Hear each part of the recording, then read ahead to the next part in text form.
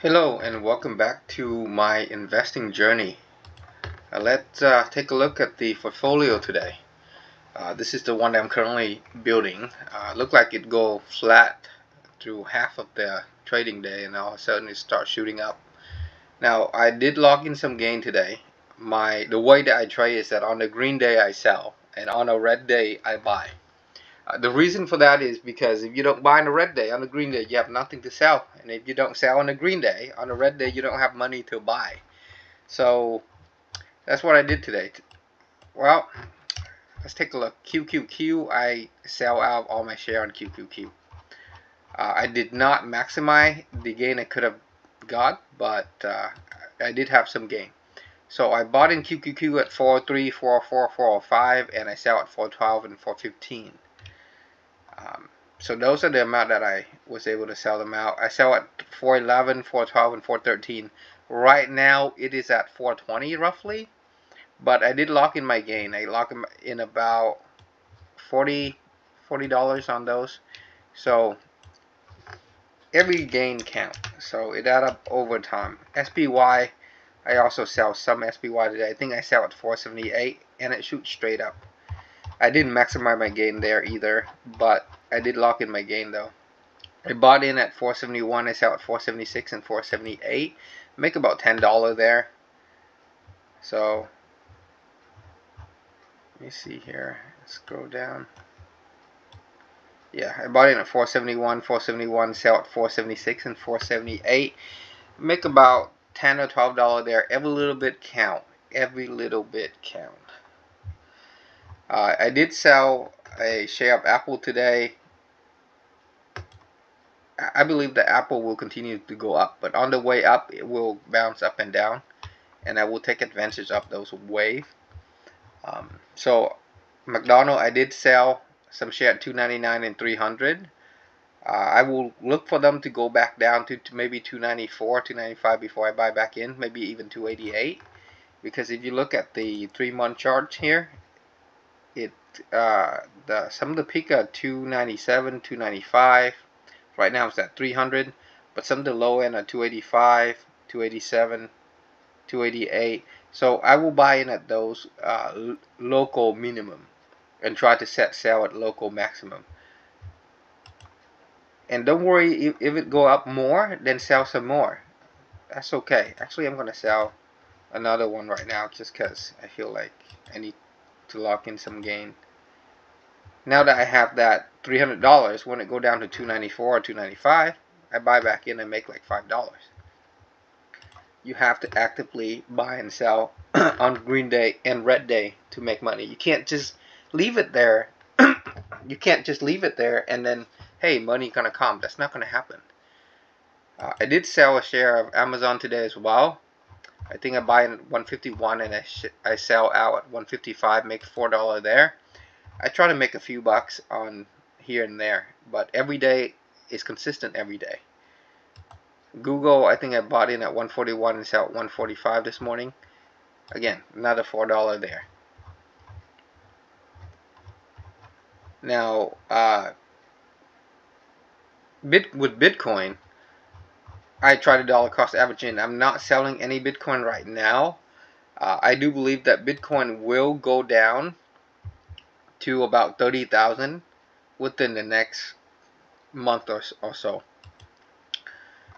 The reason for that is right now a lot of the miner are selling because we are close to the Bitcoin halving. That means the amount of Bitcoin that those miner can mine are going to get cut in half. So those mining company are right now selling their Bitcoin to get funding so that they can survive in the long run. So the miner are selling.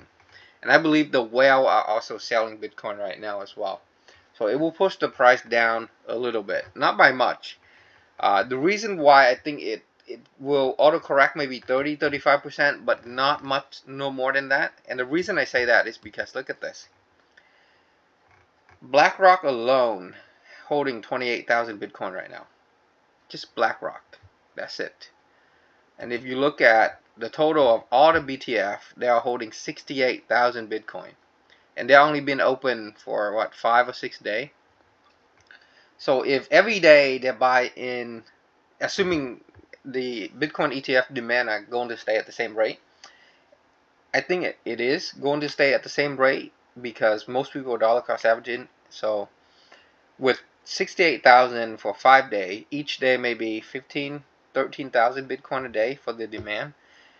And if you multiply that by, let's just round it to 10,000 Bitcoin a day for the demand for ETF, okay? So 10 days, 100,000 Bitcoin. 100 day is 1 million Bitcoin. A year would be 3 million, 3.5 million Bitcoin. At this rate, they need 3.5 million Bitcoin to satisfy the demand for the ETF. And imagine if those big company, those big funding company, they have to buy 3.5 million Bitcoin next year. What would that do to the price of Bitcoin? It will send it shoot all the way up to maybe $1 million Bitcoin. So in the short term, Bitcoin might fluctuate and go down a little bit, but in the long term, the price will shoot up. This is the liquidation chart. You can see that a lot of long are getting liquidated. In the 12-hour, 103 million versus only 49 million short are liquidated. In the 24-hour period, 196 million are liquidated versus only 69 short. So right now, all the long are getting liquidated. Even the 4-hour, there's a lot more long getting liquidated compared to short. So everyone that's going long is getting killed right now. But that's just the beginning. I believe Bitcoin will continue to go down. Maybe 30,000, maybe 35,000, I don't know. I will dollar cost average in, and the lower it go, the more I buy. Yeah, just look at BlackRock alone, 28,000 Bitcoin after they're open for 5 days. That's insane. Imagine what happened after a year. How much Bitcoin would they have to buy after a year? And what that would do to Bitcoin prices. Temporarily, with the miner and the warehouse selling, the price will be down temporarily. Maybe 3 months until the Bitcoin halving. And then what? The only way is up from there. This is the stock heat map for the day. It's very green, almost. There's a lot of green in here. Apple up, everything is up. Meta is up, Google is up. This is a good opportunity to dollar sell average. People dollar cost average, but they don't remember to dollar sell average to lock in that gain. You don't sell everything at once, of course, that's stupid. But dollar sell average too. On a green day you sell so that you have money. On the red day when it go down you have money to buy. Buy low and sell high. That's the fundamental. Bitcoin today, it is up 0.45%, but at the beginning of the, well, in the middle of the day, Bitcoin was down a little bit. I did buy the dip here, but I don't think I will sell out. The gain is too little to bother with selling out, and in the long run, Bitcoin will be a lot higher. Maybe this could be the bottom. Probably not. Probably not the bottom. But there are showing sign of weakness here, so it probably will go down some more. But don't worry.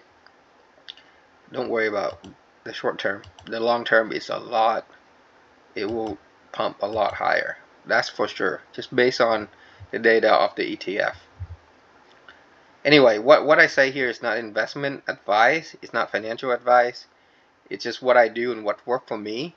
And I'm a beginner. I'm a newbie. I just go based on what I feel is right.